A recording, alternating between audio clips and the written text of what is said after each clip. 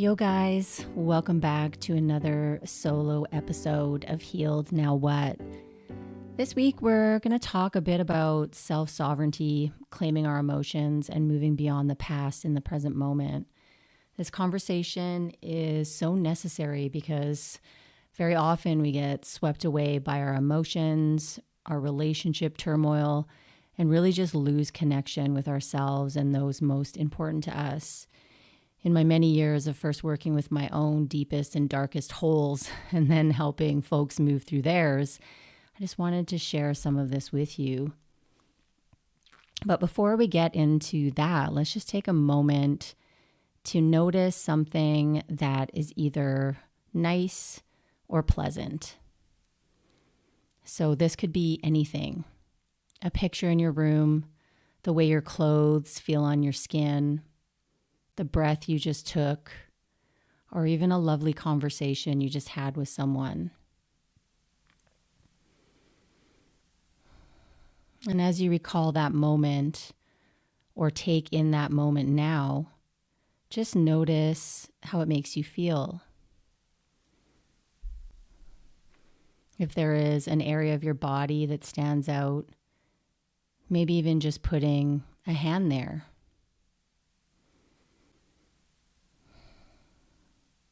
And then just seeing if any of that was helpful for you in any way. And how would you know? Maybe you feel more present, more aware of your surroundings, more in tune with your body.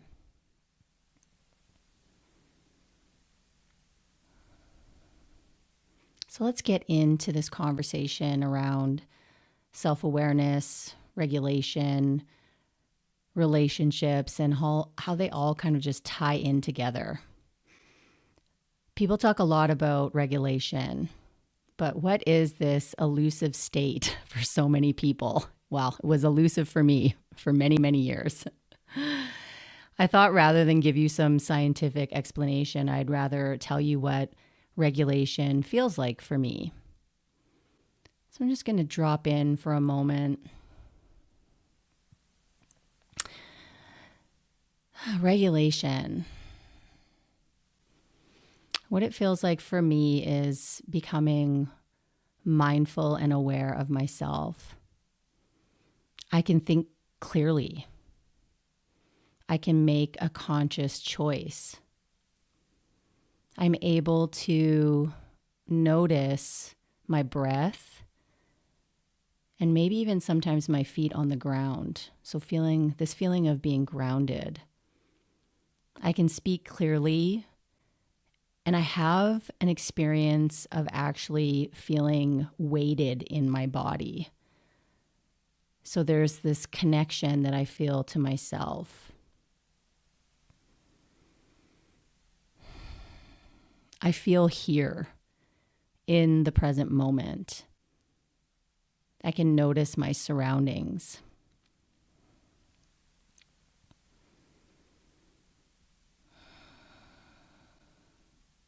So that's kind of how I experience being regulated. Everything just kind of feels okay. I feel neutral a lot of the time when I feel regulated. So I want to talk a little bit more about this and how becoming conscious of ourselves is such a gift. When we are aware that we are separate from what is happening, we know that, when something difficult arises, perhaps it's an emotion. We can get a sense that we're not the anger or the sadness. We can get a sense that we are larger than the experience that we're having. And we can begin to create a gap between what we are experiencing and how we choose to respond to it. So therefore, we can be regulated in our different states. We can also be regulated when others are having challenging emotions around us. And what I mean by this is not that we are calm, but we are experiencing the emotion and allowing it just to be there. So in that way, we can be regulated in our anger and in our sadness because we haven't lost ourselves. We're just allowing these emotions to arise and for us to place our awareness on them.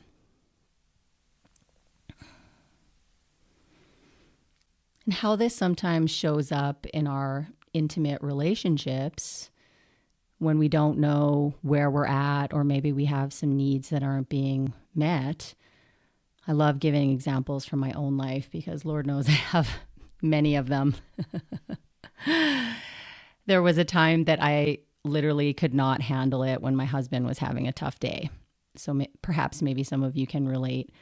I would get anxious, hyper aware of him and just really noticing that he wasn't okay. And I could feel just so much bubbling up inside of me. And I would pester him nonstop, asking if there was anything I could do. What did he need? Like, how could I fix it? Now, of course, we have this natural tendency to want to care for our loved ones, but this was beyond that. I just could not let him be. So one of the main reasons we do this is because we never learned how to be with our own emotions. And instead, we had to figure out a way of making sure everyone else was okay in order for us to be okay. So therefore, everything that we needed came from outside of us. And then in that way, in that regard, we can become consumed by emotions, even if it's coming from someone else. And we can lose ourselves in those emotions. Or it can even be a projection. If we're not used to feeling our own states and moving through them, we can make assumptions that something is wrong with our friends or our partners when really we are the ones that have some unmet needs. So we can project these things onto others. An example of this is, one time I was feeling, or probably many times, but one time I was feeling extra emotional, but it felt like the emotion was outside of myself. So I was sitting there and I was talking to a friend and I kept asking if she was okay and if she needed anything. And even though she confirmed many times that she was all good, I kept persisting on until finally she just looked at me and asked me if I was okay, if there was anything that I needed. And it turned out it was me who needed some extra support, but I was so detached from it, I just didn't even notice. So for those of us with attachment wounds, a lot of time we have spent contorting ourselves to maintain a proximity to love, that we don't necessarily have a strong sense of ourselves or what we need. And we've always relied on other people's state to determine our own. And how disempowering. Man, it felt awful when that was my predominant state. So there is this need that we have to learn this balance between our sense of self and this internal relaxation of being in relationship with other people. And so having this ability to be, relaxed and moving into connection with someone else that is not stressful or anxiety producing. So we can do this by starting to track ourselves in the presence of others.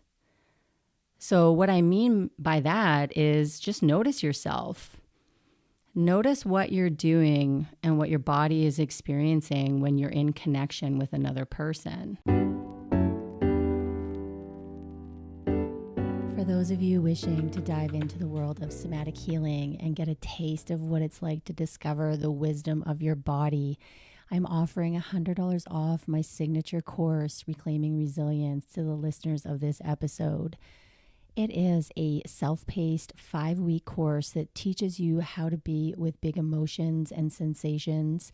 It expands your capacity for more joy, more love, and more pleasure, while you also learn how to access your boundaries, intuition, and build safety within your body. Essentially, you'll be learning how to harness the power of your nervous system and welcome in more clarity, authentic communication, and fulfilling relationships. In the program, we are changing the way that we perceive ourselves, our patterns, and our limiting beliefs, as well as finding our unique voice. Use the code all caps feel good at checkout. And for those of you who are seeking one-on-one support, I also offer coaching and therapy packages and one-on-one sessions. I'll pop all of that information in the show notes. And now let's get back to the show. So perhaps, you smile, and you could ask yourself in that moment, is this a genuine smile? Or am I feeling stiff? Do I need to move my arms and legs? So really just sensing into what our bodies are doing in connection with another person. When we get good at noticing ourselves and becoming more self-aware, we can begin to catch certain behaviors that may need some attention.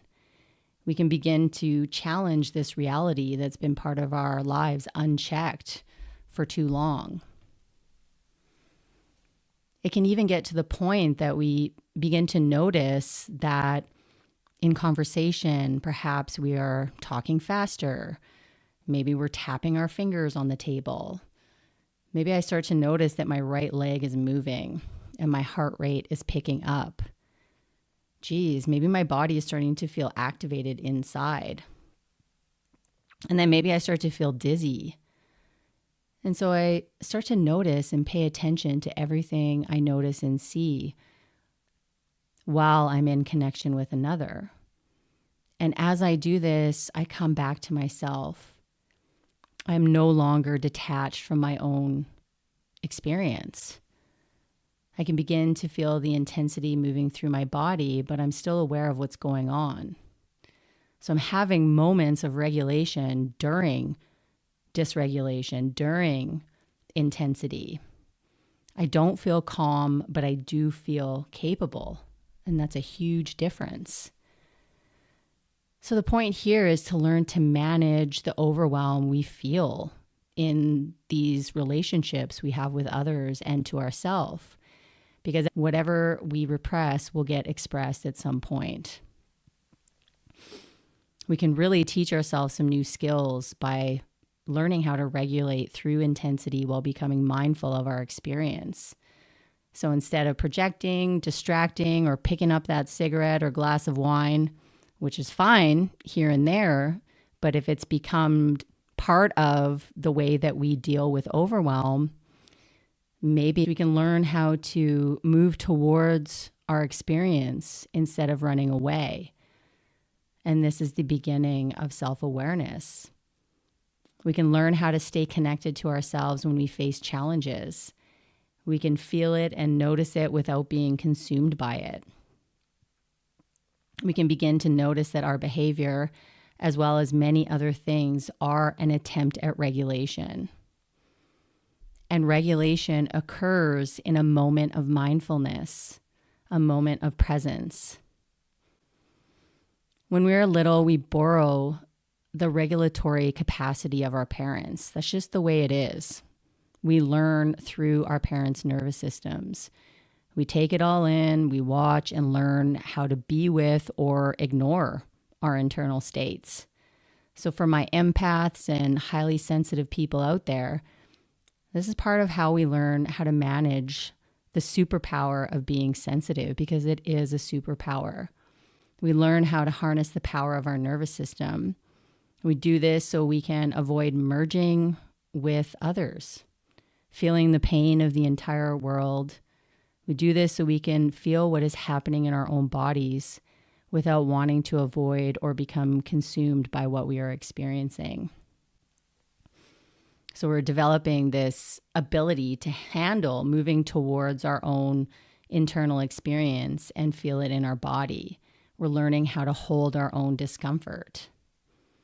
If we are overly focused on everything around us and other people's stories and all of the events of the world, we will lose ourselves eventually. And then if we are overly focused on ourselves and consumed by the emotions inside of us, we will lose connection to our friends and loved ones. And how we can develop being more clearly with our own boundaries within ourselves and with those around us is by spending more time connecting with our bodies. And there's so many different ways we can do this. The key is to just start with where you're at.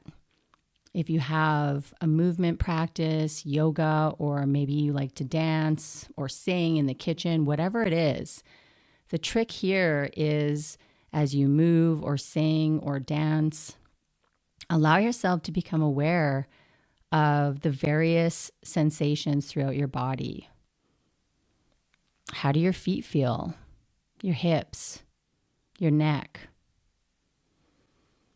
Notice and take a breath. Practice taking yourself deeper into those areas. What do I mean by that? All you have to do is notice them. Are there parts of your body you want to avoid paying attention to? If so, just notice that. We can do this with any activity, just by beginning to notice the sensations in our bodies while we are doing everyday tasks. Then we can also try doing this while noticing the people around us. Allow the song you love to transport you deeper into yourself and begin to notice how you know you love that damn song. Does it bring you to tears? Is there an opening in your heart? Do you feel a bubbling in your tummy? No need to change anything, just notice. Do you want to play a song on repeat? Just over and over and over again. Notice that. There's this beautiful walking practice that I love to do. It's just mindfully walking outside in nature. By allowing the attention, your attention, to enter your body. So noticing your breath, allowing your mind to register what it feels like for your body to walk. Noticing the sensation of each foot landing on the ground, noticing your joints. And then you can move your attention to outside of yourself, to the world around you, by feeling the temperature on your skin, noticing the colors. Is there a smell in the air? What about shapes and movements to whatever is in your view? Open your ears and listen. Pause, breathe, feel. Because when we begin to slow things down and really take in life, we can begin to do the same with painful things that come up. It's so easy to react when challenging feelings occur. So inviting ourselves to pause and allowing our attention to enter our bodies and feeling the energy inside and leaning in towards the discomfort, breathing and feeling. Because we all know we want to be able to be there for others. And in order to do this effectively, it's an incredible skill to develop for yourself first. You begin to notice there's a huge difference between being with people while they're in their discomfort, feeling the discomfort, and regulating alongside them versus wanting to rescue them out of their discomfort. That one took a long time for me. We can begin to feel okay when others are deep in discomfort because it's okay for us to be in our own discomfort. We don't need to rescue others from themselves because we are looking at the places within us that need some extra TLC. So here we're diving into the subtle art of being with instead of rescuing from. So bring on that mindfulness to whatever you are doing and feeling. Become aware so you can be with. So my friends, we are human and there is no escaping it, but we can allow ourselves to have an incredible experience of the full spectrum of what life wants to share with us. Death is part of life. Grief is part of life. Trauma is part of life. This is nature. This is what we were born into. It is devastating and hard and also guaranteed. What we can do is learn to soothe ourselves, be present to what is, and allow life to happen while we listen and move and sing and shake. So until next time, take care and bye for now. As always, thank you so much for listening. Life is busy, so it means even more to me that you are here. Listen, we've got so many great episodes coming up, so please make sure that you follow along on Apple Podcasts or Spotify or wherever you are listening. And if you appreciate these episodes, please do us a favor and leave a review and share the show with anyone you think this episode would benefit. See you again next week.